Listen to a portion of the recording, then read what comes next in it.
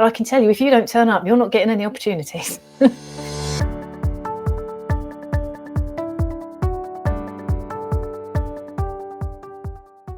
Hello everyone, welcome back to Adventures in Networking. Good to see you here. I can't actually see you, but you get my point.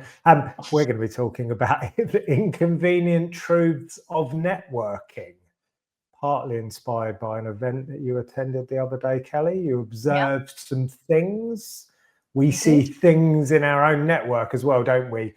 Some of the activities. And we also hear quite often people talking about networking as, well, it doesn't work for me, or I haven't found the right networking event, or, oh, it's just luck, isn't it? You just got to be in the right place at the right time.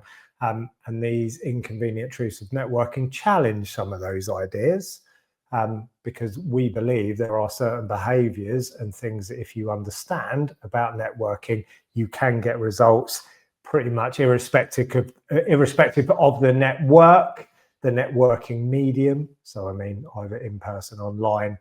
We think, Kelly, don't we, that you can succeed anywhere, but where you won't succeed is if you ignore these inconvenient truths. That's what we're going to delve into today. So I've sort of drawn a bit of a list. I've got a lot of questions for you, so strap yourself in, Kelly. As usual, Ready? Audience, you're ready. Good. I'll make sure to listen. Make sure to listen. It's all written down. It's all there. Welcome. If you're watching us live, welcome. So you'll either be on LinkedIn or Facebook. If you have a question or an observation, if you would like to feature live on the show, we can ping you up on the screen. We've got all sorts of technology available to us. If you want a prompt, the discussion point would be, what is the networking truth you've discovered that is kind of key to success? What's the thing that you realize now, I maybe don't want it to be that way, but it's just a fact. If I do or don't do this particular thing, that's going to lead me or not lead me to a networking result. So what's your inconvenient truth? Post a comment in the chat and we will feature you live on the show. But let's start with our list of truths, Kelly. First one is that networking does work if you do it right. There could be an asterisk, couldn't there? Networking does work as long as you do it right. And I think it's because networking, it's difficult to predict, isn't it? We often say if we could just immediately click a button and connect you to the perfect person, all these doors would open. You wouldn't have to bother going to networking events, but you can never predict who that person might be. But if you think it is then just down to luck, or you think that networking doesn't work for you, what can we tell them, Kelly? What are some of these behaviors that elite networkers do always practice? Yeah, definitely. I think for me, if I personally think about who I would deem as the best networkers, they probably say very little. But afternoon from sunny Bournemouth. Hiya, Dan. Good to see you there. They say very little. Almost, wow, they've done their introduction already. Crikey, that was quick. Again, you've said this before. Nobody ever complains about somebody saying too little. So they're very polished, is what I'm trying to say. They have the clarity around their message. They completely understand what it is they are selling, and they absolutely know how to message it. And they're consistent with that message. So they know who they can help. They know why they want to talk to that person, because they can back it up with a stat because they've worked with somebody in that space before. They've done their homework. So they've really understood and crafted their specialism, and they are very much carrying their brand on their shoulders, and they're being consistent, and they are nailing their message, for want of a better word. I think people that stand out at networking and get the best success have the best, most succinct, polished introductions, in my opinion. Because it's not the introduction as a kind of standalone thing, but what it does is signal that I understand who I'm for, who I'm not for, what are the kind of symptoms of a referral that you can look out for in order to point people in my direction. And I've got the confidence to know that's enough, as opposed to, and we see this all the time at networking, don't we? You'll say, well, you know, I worked in HR, I do now HR leadership stuff, and I can help everyone and anyone. Like, that's the opposite, isn't it, of that really precise, this is me, this is why I'm different to the 20 other people that you know, and I'm confident enough to say enough's enough, next person. So that's probably the first behaviour that we see, isn't it? Yeah, definitely. And I think confidence is a big thing there as well, like having the confidence to be able to deliver that clarity of message stands out. And if that's a first interaction with somebody, you're kind of almost in a little bit of awe of them, aren't you? Because they're like, oh, they've got their stuff together, they know what they're doing, I would want to have a conversation with them, you know, whether you want to buy it or not, whether you just liked their energy. I think there's a big thing about the energy of people. We'll probably, you know, come to that a bit later on, but that energy piece, that clarity, the confidence, and knowing exactly who it is they're looking for. Yeah, definitely. Well, as a perfect example, as if we teed this up, Jim Culverwell. If you don't know Jim Culverwell, he is your commercial property specialist. He is the leveler against the landlords and the people that kind of hold the purse strings and have the expertise. You go and get a commercial property, you're up against it because you can't possibly learn all the nuances and subtleties of that. So you're kind of at a disadvantage. Speak to Jim. He is the leveler. He is the commercial property equalizer. I just literally made that up. You can have that, Jim.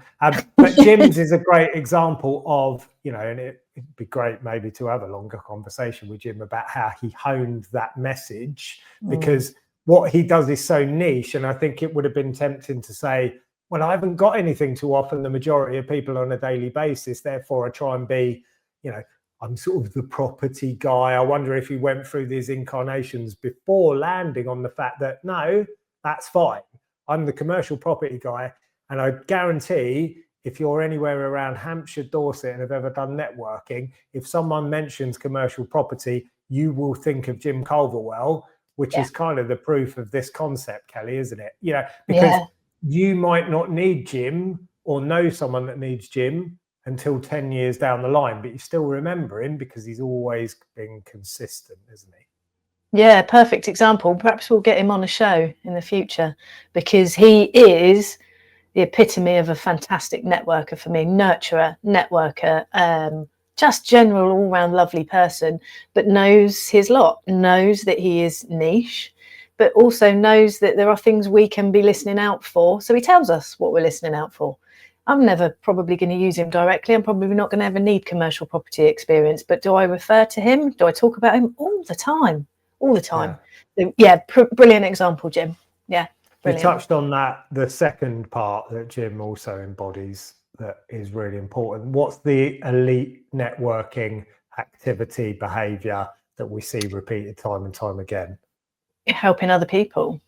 So building credit or credibility over time. And Jim's got bucket loads of that. It's not just flitting between networks. And I'm not saying you can't do multiple networks. Jim does do multiple networks. You know, good networkers can. But it's building depth into the networks that you frequent. So I'm a firm believer that you can happily manage 2 paid-for networks. I think that's quite enough. If they're good networks, they should give you enough, and probably 1 in person, 1 online. You may then dip into some free networking now and again, and you might do that. That's fine. But if you're not utilising the network to the best of its ability, if you're not making genuine connections, if you're not having conversations, catch-ups with people within the networking community, they can't become ambassadors for you if they don't know you exist. And again, that is something, it sounds like Jim's, I was going to say, he's blushing there. You can have that equaliser one, Jim. James says you can have that, definitely. It definitely embodies you. But I am giving you a lot of credit because it's needed, it's warranted. You've spent a lot of time honing the craft of networking, and as a result I would like to think that it's paid off massively for you. But it's not a quick win, and this is the point, isn't it? It doesn't work by luck. You could be in the right place at the right time, and we have many examples of that, but that's not normal in the networking space, and it does take time. And if you don't have that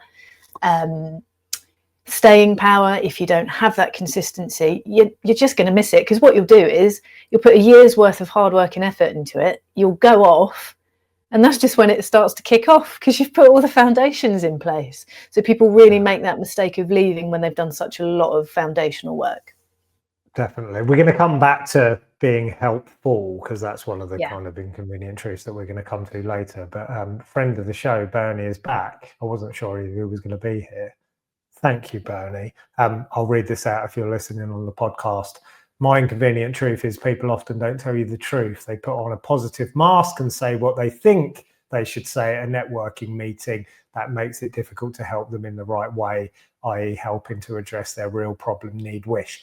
100%. I think that's I don't want to show weakness, but it doesn't necessarily mean vulnerability. It means a little bit of precision. So say, for example, there's two problems with saying, for example, I'm a marketing expert and I cover all parts of marketing, right? Two problems with that. I don't believe you, because I don't believe there's any one person that can be a definitive expert in every area of something as huge and ever evolving as networking. So I don't believe you. And secondly, you've given me nothing to identify as a potential client, because you're basically saying anyone and everyone. Like, drill down and give me something specific. What if you're the guy that's really good at Facebook ads, Chris London? I remember that, because when people specifically talk about Facebook ads, now that broad set marketing expert might tell me, yeah, but I do Facebook ads. Yeah, but you didn't tell me that, did you? You just said all of marketing. Yeah. So I think there's a really good example there of just be honest, but be precise. Got anything to add to that, Kelly? Yeah, definitely. I mean, Bernie was at the meeting with me the other day, so a lot of these stories that we're going to talk about today, he was there. But I think, and I talked about this because I was speaking at the event, it's about being comfortable with giving away enough vulnerability that you're okay with that and you don't feel like you're opening a can of worms. Because once you do start to become vulnerable, and vulnerable is too strong a word. An example. So I talked about Kennedy. We've got a disabled daughter, and I don't actively use Kennedy in conversations, only when it's, relevant to what we're talking about. But when I do become vulnerable and I talk about Kennedy and the fact that she is disabled and we run a business alongside that and everything that else goes with it, you can almost see people's shoulders go, this is a real person here, and there was a carer in the room, really resonated with him. He's one of the people that I remember as a standout from that event, because he's in a similar space to me. So back to Bernie's point, we do put a mask on. I don't always think that's a bad thing, but I think when you're comfortable and you've got your feet under the table with a network, open yourself up to becoming a little bit more vulnerable, tell people the truth, and they'll be able to help you in return. Because the worst thing is, you put a brave face on, you tell us all it's fantastic, it's not in the background, you disappear and we never see you again.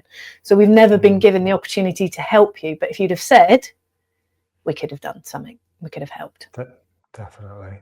Thanks, Kelly. And hi, Aurelie, good to have you with us. Don't know where she's been, that she's only just made it, but we appreciate you being here. Thank you. We do indeed. Right, let's move on. We've got a lot of these truths to cover, haven't we? Networking rebels don't succeed. We hear this a lot, don't we? And it's often in relation to BNI, and we've said this before, there's nothing wrong with BNI. BNI has rules that enforce networking behaviours that help lead to a result. That's why it works, as long as you're willing to adhere to those rules. And that's where it gets a little bit difficult for people, and it can kind of trip over itself. But what, Kelly, happens in a network like ours where we don't enforce rules? Does that mean then you don't have to do any of the things that an enforced networking organization will kind of force upon you? No, I mean, you don't have to do any of them, but I guarantee you'll be coming to me in 6 months telling me it doesn't work, because that's not the way it happens, is it? If I just turn up to the store and stand in the doorway, I'm not getting my shopping done, am I? I'm just stood in the storefront. Like, you have to get involved and you have to do the things as an adult that you feel comfortable with, So I think for me, I came from BNI, listen, we're only here because BNI, it's the grandfather of networking. Dr. Ivan Meisner created something amazing all those years ago. And yes, for us, that model doesn't work with the demographic that we want to work with, because we want to treat people to be adults and use the community the way they want to, without us kind of hitting them with a stick. But the point I'm telling you here is, so if your network marks or tracks absences, that might really annoy you. Like, we don't. But I can tell you, if you don't turn up, you're not getting any opportunities. You're not in front of the members, you're not staying visible, you're not staying consistent, and you're not meeting the visitors in the room. We've had 2 meetings this morning and we've had 13 visitors across 2 meetings. 2 members couldn't make the meeting. That's 6 in one group and 7 in the other. That's a lot of people you've missed out on seeing today. There could have been potential in that space, and that's what you've brought into a network for. The other thing is, it really doesn't hurt or cost you anything to support people in other ways, as we always talk about social media. Just actively listening to them, giving them feedback on their products or services, taking the time of day to reach out to them and saying, are they okay, what's going on with them? So I think whilst we're only, and I know a lot of other networks don't enforce that you've got to do this, you've got to do that, I think in the back of your mind you have to understand that if you don't actively engage in some of those things, you're not going to get a result, because that's just not how the way the world works. Yeah, we're gonna cover that. We touch upon that kind of motif of how involved are you as we go through. Yeah. So we're gonna jump to the next one. Well, this is a continuation of it. Actually, doing networking doesn't guarantee anything. You know? Yeah. Well, I keep going to these networking events, and I've tried all these different ones, and I still haven't got a result. What's happening there, Kelly? You saw this again at the event, didn't you? I did, yeah. I mean, just to kind of preface this, I choose not to go in-person networking anymore. For me, I don't like to say I don't enjoy it, but it's not the best use of my time. I like to still see people for a coffee and all the rest of it, but I like that one-to-one time with them. I don't enjoy the big room networking in-person experience, because I use only, and for me that's the best option for me. But I do 2 in-person events a year to support a very close friend of mine, and at the event recently it really struck me. So everybody did their introduction, stood up, said their bit. I did my speaking bit at the end, and I asked the room, well, you know, who here today took notes? And 3 people put their hand up. I don't even really need to finish this, do I? How are you going to make connection? How are you going to know who that person was? How are you going to follow up? How are you going to extend conversations outside of the meeting when you've probably just rocked up to say your bit, keep your fingers crossed that somebody wanted to buy it off you, and then you leave again? That's not how networking works, whether it's in person or online. So, you know, applaud to the 3 that were writing the notes, because they'll get the most out of the meeting. But what are the rest of you doing there? You're just ticking a box at that point, because it feels like that sometimes. Oh, can't hear you, James. Are you on mute? All networking events, you get an opportunity to say your piece, don't you? Quite rightly so, whether we call it a pitch or 60 seconds, whatever it might be. But the point there is that if you're going thinking that is the networking, think about this, like you might as well just have a room with posters in it that says that stuff on it. Here's a picture of James, here's what he does, and if you want to contact him, go here. And in fact, it's less than that, because I don't have the poster to take a picture of with the web link at a networking event where people are just saying stuff into the air. So there's your point. If you're not providing an attendance sheet, if you don't have a digital way of actually connecting with those people, where do you think that's going to go? Well, and I think, you know, think about your behaviour when you're in these situations, because I caught up with somebody outside of the main room to say hello to, and that person was doing some work, said, oh, I'm just going to catch up with some work and then I'll come in a minute. And that again struck me, like you've missed the opportunity. You're here to network, but you haven't actually spoken to anyone. You've sat and you've done some work outside. You're going to come into the room, say your bit, and then left very quickly at the end of it. You think you've gone networking. You haven't. You've gone and sat in a room, said your bit, and left again. That's not networking. So I just think people need to just really think about being strategic around what does networking actually mean, because you don't have to go to an event like that and network. You might just really enjoy it. You might just want to get out of the house for an hour or 2, but don't pretend that it doesn't work, because if you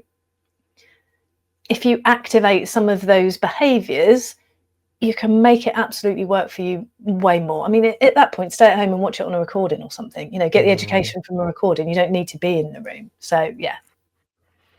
There's a devil's advocate thing, you know. Yeah. Do people sometimes are guilty of going networking because it gives them an excuse to not get on working on their business?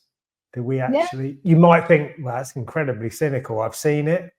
Yeah. It happens all the time, especially with in-person stuff, because there's so much before and after just to get to the event where you've used, I don't want to say wasted, because if you make use of the time and it gives you something personally or professionally, great, that does it.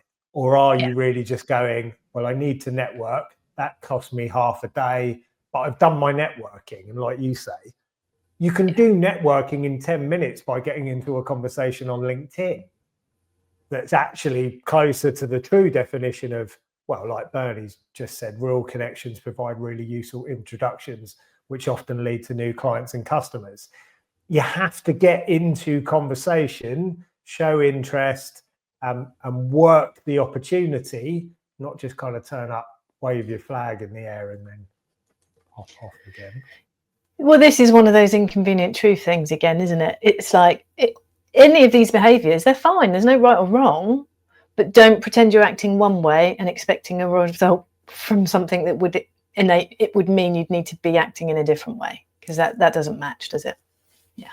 The next step to this, another inconvenient truth of networking, is that connections won't automatically convert.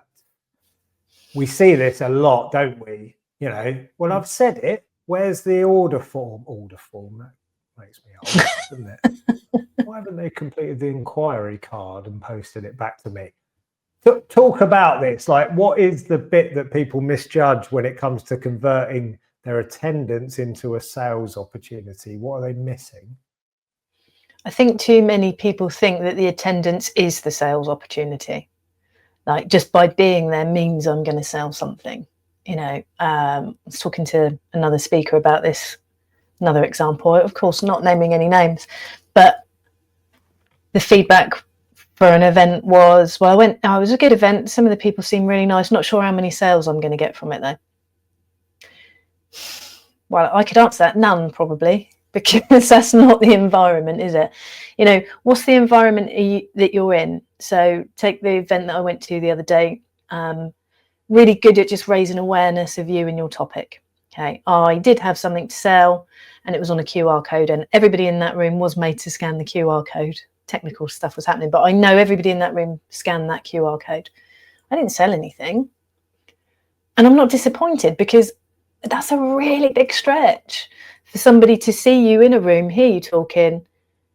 I mean, I even had a one-up because I had a 15-minute slot rather than an introduction. But to go from just meeting you and then buying this thing, that's a really big stretch. That takes a lot of trust in somebody.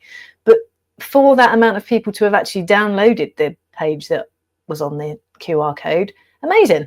Because that's however many people more that know about that thing, and me more than when I walked into the room. So I think it's making sure that you have a really robust follow-up process. I mean, did I write notes at the event? No, I didn't. I'm quite happy to say I was one of those persons who didn't write notes. Did I follow up with anybody as a result of it? Yeah, I did. Two people I followed up with, but that was because I was vulnerable and I was talking about personal stuff. Did I have next steps? Yeah, I did. I had a QR code and I asked people to scan it, but it had a price tag attached to it. So again, there's too many roadblocks in this journey for people to actually do anything. So I think if you don't have a follow-up system, you know, if you're having a conversation with somebody, have you got a calendar link? Can I book in a call with you now? When are we going to further this conversation? I think it goes back to that, well, Bernie put, keep it real. Like, how many times have you said to somebody, oh, we need to catch up for a coffee? And then you walk away and you go, oh God, what did I say that for? And neither of you do anything about it. I don't say it. Don't have to say it, but flip that around. How many people have you said that to and you've really wanted to do it and you've done nothing with it? How many opportunities have you left on the table as a result of that? So remember the follow-up, remember your visibility. It's not just about saying who you are and what you do. It's making people know where the next steps are, where they can go, and what you would like them to do as a result of connecting with you. Networking, particularly when you first meet people, is an icebreaker. Yeah. It's permission to connect and start the conversation. I think a lot of people think it's the beginning and the end of the conversation. So if you just use it as an icebreaker and a bit of an awareness building, this is me and what I'm about. Now I'm here to network and get to know you. That's when it starts to work. But it's that, do you see the difference in the little shift there? Right? Yeah. I'm not here to just go, do you want to buy this thing? No. Well, then or in fact, we're not even asking the question. We're speculatively hoping you're going to say, I do this thing, and you're going to then do the work to come and buy it from me. We need to make that shift, don't we? To just an icebreaker. Now the work begins, because I'm going to start having conversations with people. So there's another thought here, because another conversation I have had with somebody in the last couple of weeks. If you're an introvert and you really struggle with the people bit of networking, that's understandable. I mean, even I do some days. You're just a bit peopled out, aren't you? The person I was talking to made a really profound statement on the call we were having, and I really admired it, because they said, oh, do you know what? I just sometimes get worn out with the conversations, and now I'm saying this to you. I think what I'm trying to do is go from connection to sale and bypass the middle bit. yeah. And I think if people are honest, that's what they're doing a lot of the time. They're having the conversation and they want to jump straight to the sale, but they don't want the nurture and the conversation in the middle. And that might be because you're an introvert, or might be because you keep telling yourself you haven't got time, or whatever the thing is that you're telling yourself. You need to know that that middle bit is the bit that makes or breaks that buy-in at the end. So I think have the awareness to understand that if you're starting the conversation, you've got to take it through to fruition. Yeah, make it about them. If you're introverted, and make it about them, because they'll listen when you do speak. Yeah, is a good way to look at it. Okay, another inconvenient truth of networking is that consistency, misused word, only works if you're doing the right thing. We see this all the time, don't we, on LinkedIn? I know I need to keep posting. I need to do more of it. I need to be consistent. What, consistently keep doing the same thing that's not getting a reaction? No. madness. Why not? What does consistency mean in the terms of networking, Kelly? Visibility, showing up, being there when you're meant to be there. Like, I'd find it really hard to recommend or introduce someone to a referral if they just didn't keep turning up to their meeting. Because is that showing me that they value that space in that time, and they're professional in that space? I'm not on about somebody that doesn't turn up for one meeting, but I'm on about consistently. So are you turning up? Are you consistent in that approach? Are you reliable? Do you do the things that you say you're going to do? You know, this is why I say to people, if you're going to struggle to get that thing done, don't say it in the first place. Nobody's making you say it. And I've definitely fallen into that space in the past. I think also regular touch points. As our network grows, I'm still amazed how many people I can touch base with and have regular touch points with. It's a juggle, of course it is, but treat people with kindness and they'll treat that back in return. And it costs nothing to comment on somebody's post on LinkedIn. Yeah, it really doesn't. It really doesn't. And I think the final thing there in that consistency piece is like you say, I mean, Chris London gets mentioned all the time. If you say Facebook ads in only, Chris London comes to mind. You know, he does lots of digital marketing, but he's been known for Facebook ads. So what is the thing that you want to be known for, so that when that trigger word comes up, people introduce you? That's a good one, that. Next, truth. If you don't invest in others, you won't get far. You had and you better be careful here, because you have kind of over signposted this event. Well, this could be a different event, to be fair. Oh, so a different event that's nothing to do with the one that we're talking about. This thing happened, Kelly. What was it that happened?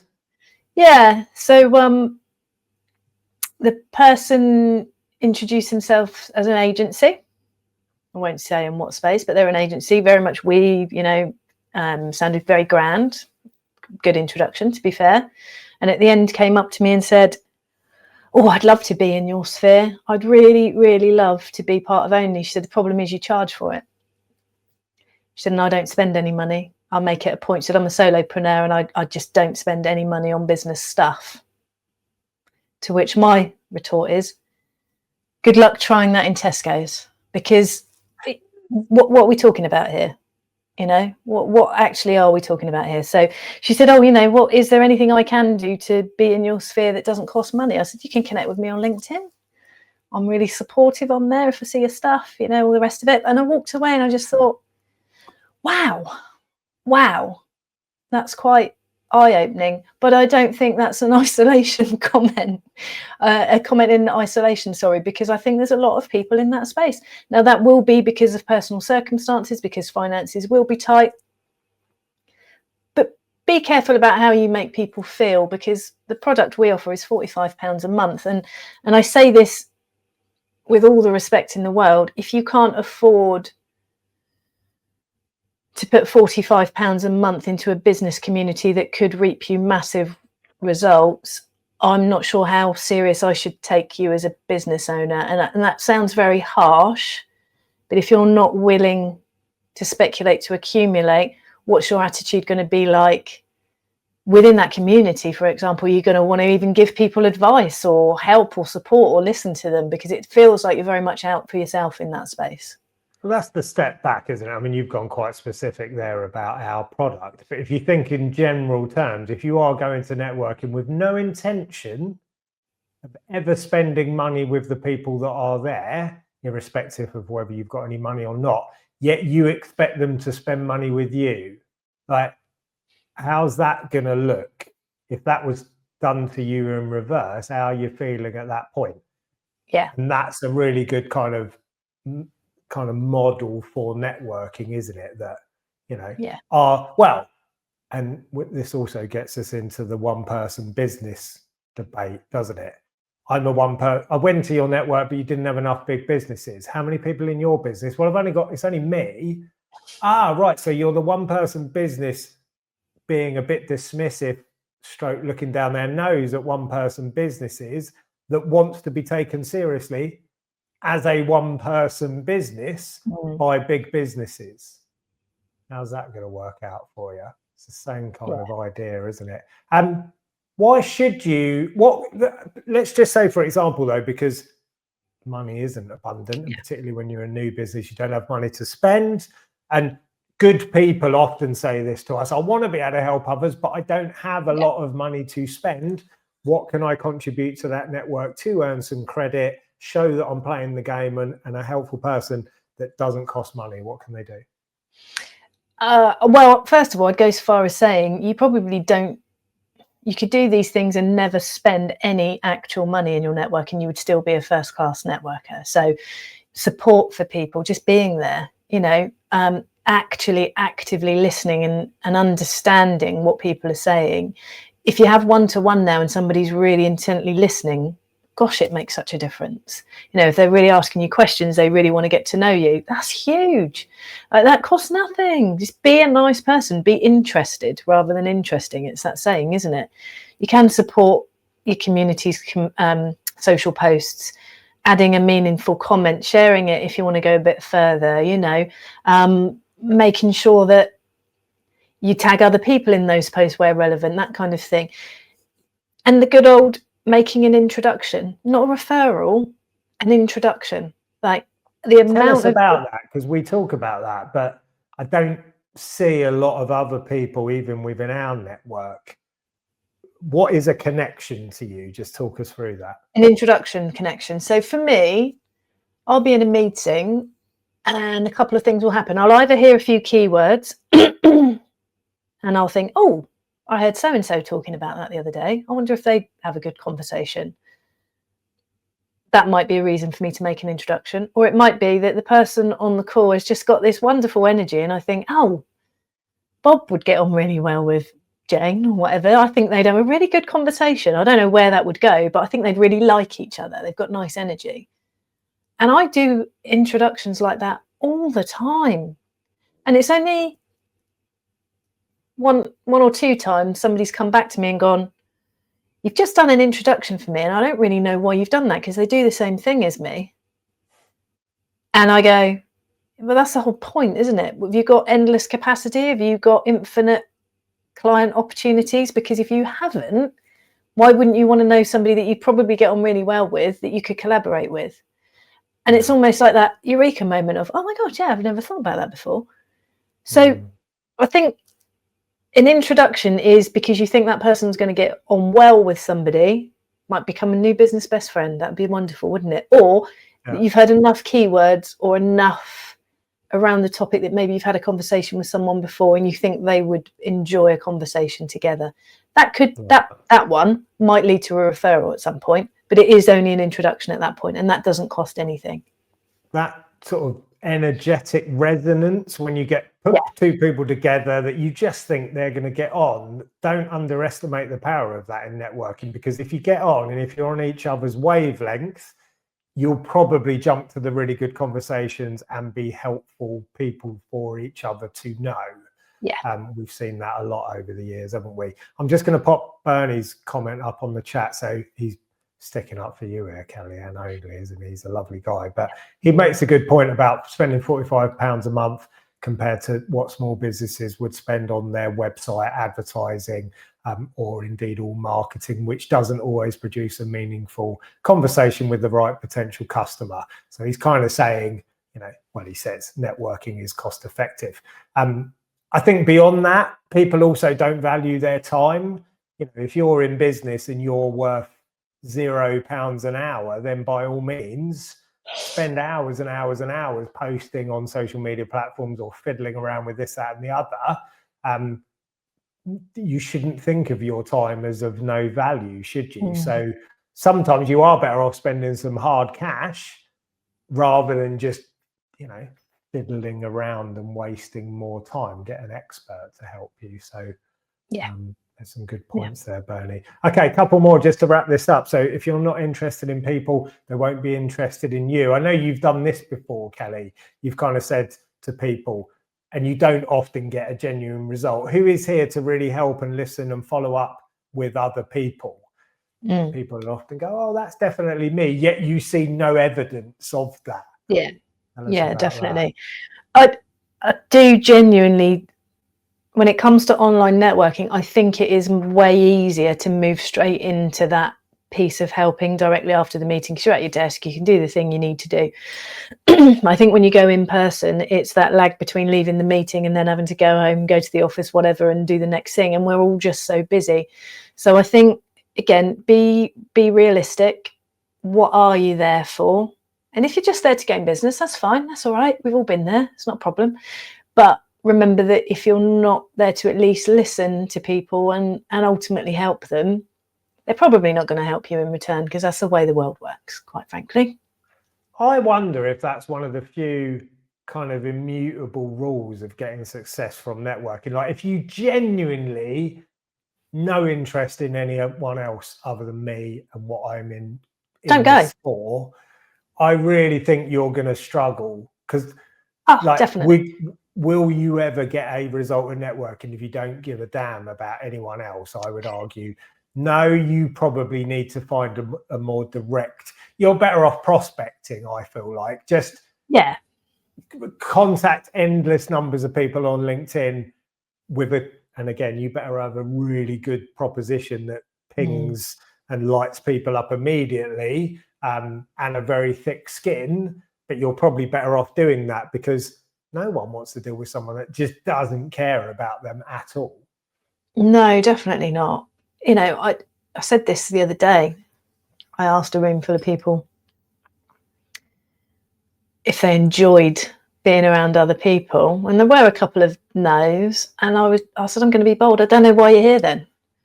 Like, if you don't like people, why do you go networking?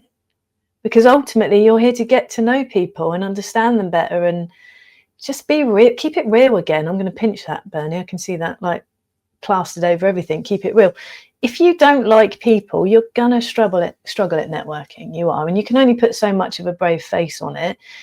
There is another side to that, being a people pleaser. I'm a massive people pleaser, and that can lead to burnout, because you do put everybody else first.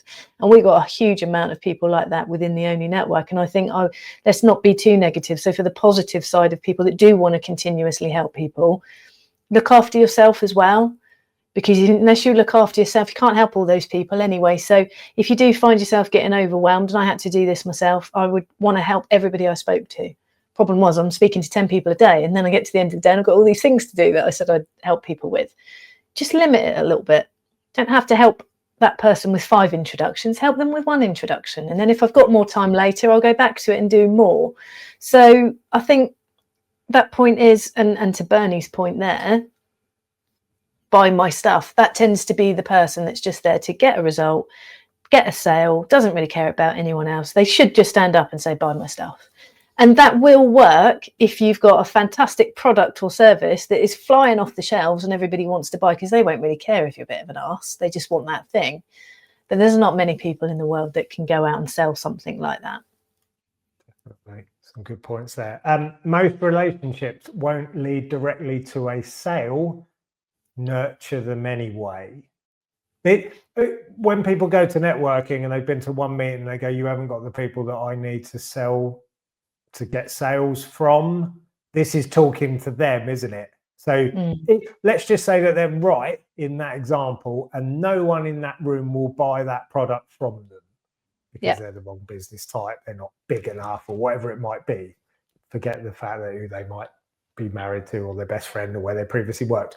They are not your buyers. Why should you nurture them anyway, Kelly? Because how are you going to get to them? Because it's going to be through the people that you're meeting at events like that are going to, like you say, introduce you to the decision maker in that space. It generates goodwill. It makes you not sound like a robot and somebody that just is there shouting, buy my stuff.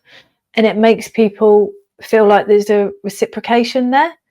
So you're taking them seriously, you're thinking how you can help them. But if that person's not really listening to you, I had a conversation with someone like this the other day, really was not listening, like, you know, just want these big companies, blah, blah, blah. How many's in your team? Oh, no, it's just me. Yeah, you don't have those sort of people in your network. And I was really bold and I said, what do you mean those sort of people? You're the exact person that we have in our network. I don't understand why you're telling me that you can't gain through really good business connections. I'm not explaining this very well, but if you can't have a genuine two-way mutually beneficial conversation with somebody, that's really disrespectful, you know. It massively disrespectful. And again, I've got some really good connections, as we all have. Some are really quite big, you know, there's been some big connections throughout the network. But if you don't give me the time of day and try and get to understand me, I'm not giving you access to them. We often get the egg on face moment, don't we, where someone goes, oh, you haven't got the people. And then you mention that, you know, that's your best friend, or you know that person over there. They go, oh, yeah, well, I want those people. Yeah, but that's connections are connections. But you've treated me disrespectfully. You've undermined all small businesses because you're saying none of these are important enough. Yet you want what they can give you access to. It's a really narrow-minded way of looking at it. Can you buy from me now? Is it you? No, then I'm moving on and I've got no interest in you. Well, you've immediately cut a networking branch that can today lead you in loads of different directions to really important, in inverted commas, people. But also where they're going to be in 10 years' time. And it's the Jim Culverwell thing. Good timing because these comments on the screen. You know, you probably don't need Jim today, but 10 years down the line, you're going to go back to Jim because suddenly you're getting a commercial premises because your life is completely changed, and you go back to Jim. What if Jim had been dismissive, patronizing, looked down his nose, didn't give you the time of day? You're not going to go back to him, are you? You're not going to Jim. So, just treat people well. Don't cut branches. Right, we're pushed for time, so we're just going to go for a few more. If you wait for others to make the first move, keep waiting. This one's mad, isn't it? Why people? It's crazy. do this. We see this probably at every meeting. Right. Yeah, I get to the end of the meeting and I'd really like to have a one-to-one with everybody here in this room. Okay, well, there's 20 people here, and you're going to come back next month, and you're going to have done nothing. Follow me on Instagram. I'd love it if you follow me on Instagram. A, you don't give me the link, and B, why am I doing that anyway? So again, be proactive is really the answer to this, isn't it? You don't need to say that stuff. Reach out to people and have a one-to-one. Email them after the meeting. Go on to get the attendee list. Go on to Instagram and follow the people that were at the meeting, because guess what? They'll follow you back. Like, proactive. Be proactive. Don't wait for things to happen. And don't get annoyed that people don't do it. I hear that quite a lot. Yeah, nobody reached out to me for a one-to-one, you know. Oh, God, yeah, what was the point of that? Well, email them. If they say no, then yeah, okay, there's a problem. But wait, if actually you're doing the same thing about it. Definitely. Okay, and the final one, which I think wraps up a lot of these points, these inconvenient truths. If you want a helpful network, be helpful. I think that's kind of a watchword for a lot of what we've gone through. Like, you go networking wanting one thing, such as you want people to listen to you, you want people to try and help you, you want people to be sympathetic to your situation or connect you, you want them to book one-to-ones. Be that person yourself. Be the thing that you want to see or have reflected back at you. Because if you're not prepared to do it, why do you expect it to come back to you? Take the lead. Be proactive again, you know, put yourself in that position. Be known for being the nice person that always does what they say they're going to do. Right? It's so simple. It's almost untrue. Turns out Stephen Covey beat us to it. Seek first to help another, then to be helped, via Bernie Wales. That is a very good quote, which I think sums this up. Well, Kelly, thank you. I'm making it into an interview rather than a show. Thank you for joining us on our show. Thank you to everyone who's been listening and putting comments. It's been really good to have your company today, and I hope there's some food for thought there. Of course, if you've been watching this, you already know all this stuff, don't you? We all need a reminder occasionally, don't we? We do. But yes, I hope that helps. Thanks for watching. Thanks for listening. This has been Adventures in Networking, and we'll see you again soon.